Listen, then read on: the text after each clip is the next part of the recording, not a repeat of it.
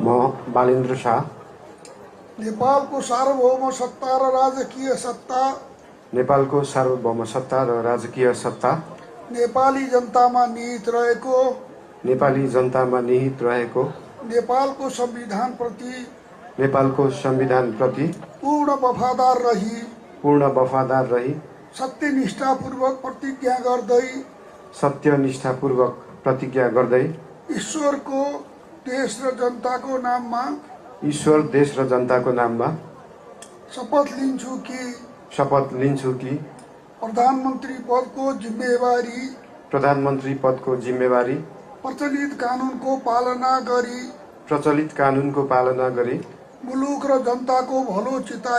मुलुक र जनताको भलो चिताई कसैको डर नमानी पक्षपात नगरी पूर्वाग्रह वा खराब भावना नलिई इमानदारीका साथ गर्नेछु र आफ्नो कर्तव्य पालनको सिलसिलामा आफूलाई जानकारीमा आएको कुरा म पदमा बहाल रहँदा वा नरहँदा जुनसुकै अवस्थामा पनि